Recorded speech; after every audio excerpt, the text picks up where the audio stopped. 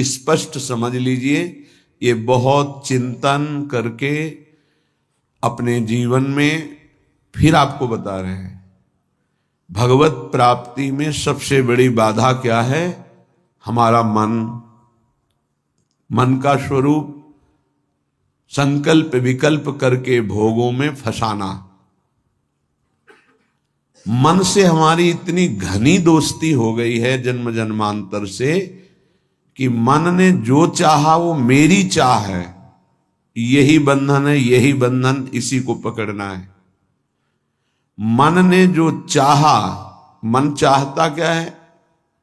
5 ज्ञानेंद्रियों के द्वारा भोगे जाने वाले समस्त विषय, जितने त्रिभुवन में भोग हैं उन सबको 5 में स्थित कर दिया गया। शब्द, स्पर्श, रूप, रस, गंध, और 5 ज्ञानेंद्रियों के द्वारा इनको जाना जाता है, ज्ञान होता है इनका।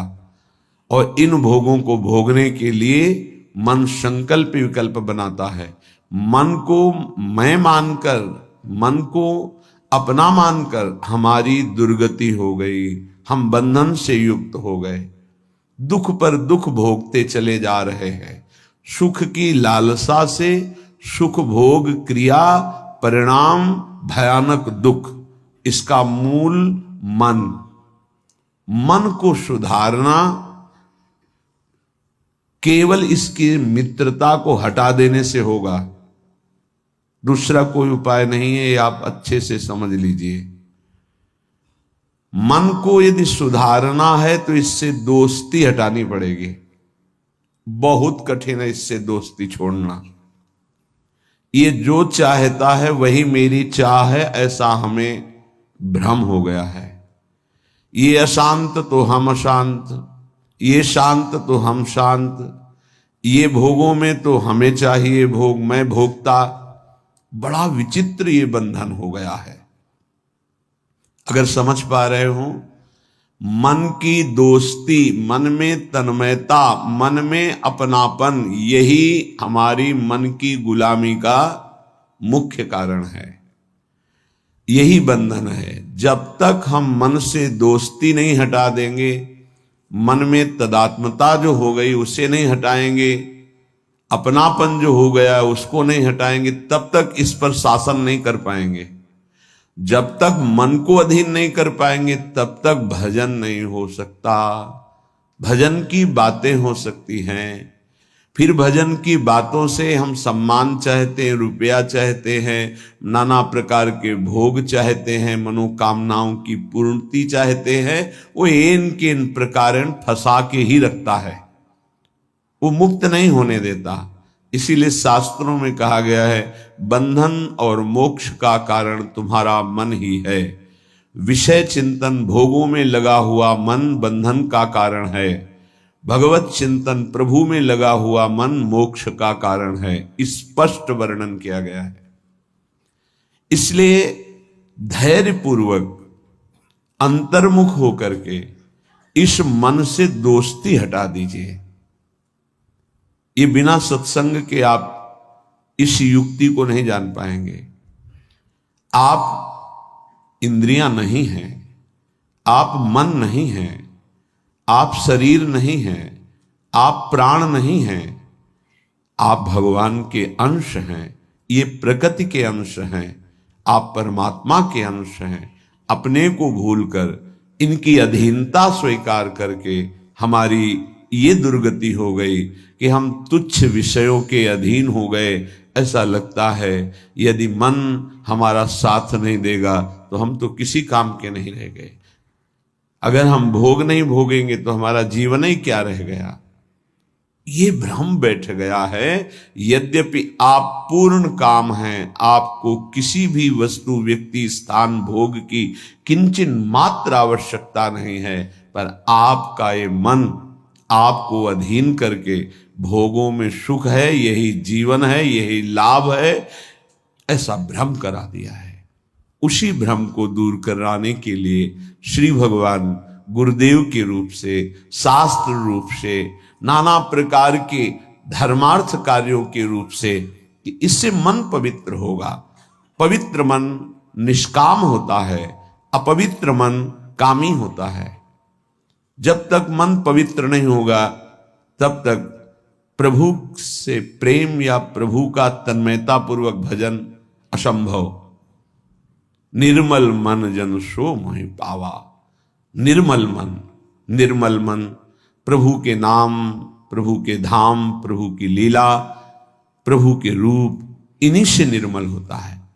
संसार का नाम, संसार का रूप, संसार की जो त्रिगुणात्मका माया के द्वारा खेले जाना वाला खेल है, ये सब मलिन करने वाला है मन को, और हम इसी में लगाए हैं, इसीलिए हमारी दुर्दशा हो रही है। बिल्कुल सच्ची मानिए, ये हमारे इस समय शत्रु पक्ष का काम कर रहे हैं, मन और इंद्रियां। देखो, कई बार का ध्यान दीजिए, पैसा दे के ये जानते हैं कि इसमें जो नाटक हो रहा है वो बिल्कुल झूठा है। आप जाते हैं, आप वहां 3 घंटे बैठते हैं, कोई मन को विक्षेप नहीं, कोई मन भागेगा नहीं कहीं, आराम से आपको 3 घंटे साथ देगा। लेकिन 30 मिनट माला उठाइए, देखिए फिर इसकी चाल कितना भागता है।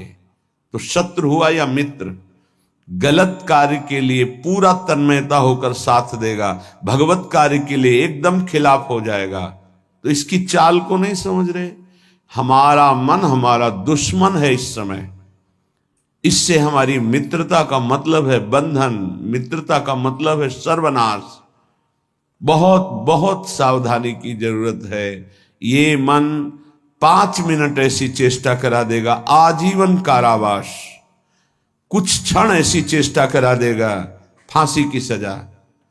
कुछ क्षण ऐसे पाप करा देगा, नहीं कोई जानेगा, तो अंदर से भयानक रोगों की उत्पत्ति, अशांति, हृदय का हर समय दाह युक्त होकर जलना, बहुत प्रकार से कष्ट ही कष्ट देने वाला है। दुख योनया, इससे दुख ही प्रकट होता है। इसलिए उपासक अपने आप को और मन को अलग करना सीखे। मन की मांग जो सही है वो पास कर दीजिए, जो गलत है उसको ना कर दीजिए, और बहुत जोर से ना कीजिए। नहीं नहीं नहीं, 1000 बार वो आपके सामने पेश करेगा, बड़ा सुख मिलेगा। नहीं, पर हम अंदर से कहीं ना कहीं टूट चुके हैं, हार चुके हैं। तो हमें लगता है कि यदि हम मन का साथ नहीं देंगे तो हाँ, ये हमको जलाएगा, ये हमको परेशान करेगा, और वो मैं सह नहीं सकता। इसी से हम मुक्त नहीं हो पा रहे, इसी से हम परमानंद में नहीं डूब पा रहे। यही कमजोरी है, इसको अच्छे से समझिएगा। मन से एक बार युद्ध करना पड़ेगा। यदि इतना सत्संग के द्वारा हम विवेक प्राप्त कर ले कि ये मैं नहीं हूं, मन ये मेरा नहीं है, मन प्रकृति का अंश है, बस फिर तो आप लड़ सकते हैं।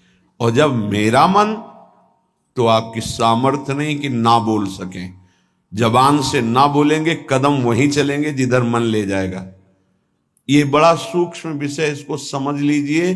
सब का सब पूरा अध्यात्म इसी बात पर टिका हुआ है। अगर मन निर्मल तो भगवत साक्षात्कार, मन निर्मल तो स्वरूप स्थित, मन मलिन तो दुर्गति। सारी साधना का फल मन को शांत कर लेना, निर्मल कर लेना, मन को अपने शासन में ले आना। पर यह तभी होगा जब इससे दोस्ती हटाए। यहां दोस्ती क्या, मन की मांग मतलब मेरी मांग, मेरी मांग मतलब अब पूर्ण ही होना चाहिए, कुछ भी हो। इसी से पापाचरण बनते हैं और मन मलिन हो जाता है, हम और मन के अधीन हो जाते हैं। वो हमें और ऐसी स्थिति ले आता है कि मेरे से कहां भजन साधन, और पूरा जीवन व्यर्थ हो जाता है। मेरी बात सुनो और जाग जाओ। ये मोह निद्रा में तुम सो करके अपने जीवन को नष्ट कर रहे हो। क्या सोना है? ये मेरी पत्नी, मेरा पुत्र, मेरा मकान, मेरी संपत्ति और इतना एकत्रित कर लिया है, अब और आगे इतना एकत्रित करूंगा, ये भोग लिया है, आगे ये भोग लूंगा, ऐसा ऐसा ये स्वप्न चल रहा है। मोह निशा सब सोवनिहारा, देखें स्वप्न अनेक प्रकारा।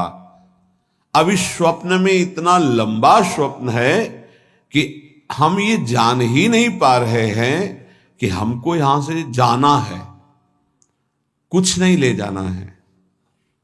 हम आए किस लिए हैं, कर क्या रहे हैं, करना क्या है, इसका समाधान ही नहीं हो पाया।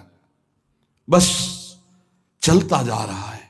दूसरे को दाह संस्कार करके शौक आता है, समझाता है दूसरों को, खुद नहीं समझता कि यही दशा मेरे शरीर की होने वाली है।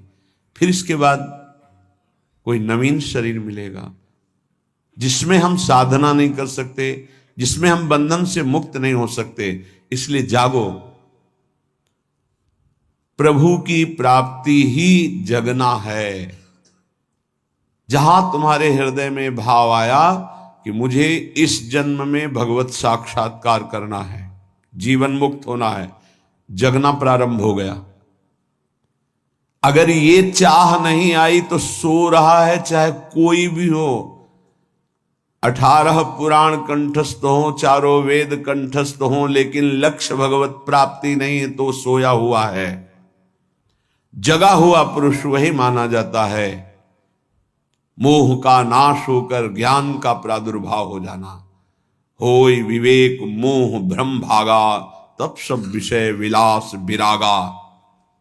जगा हुआ पुरुष जिसके हृदय में बात आ गई है, मुझे स्वरूप स्थित होना है, भगवत प्रेम प्राप्त करना है, भगवान से मिलना है, पक्का इस जन्म में मिलना है भगवान से, ये बात आ गई, वो जगा हुआ पुरुष है।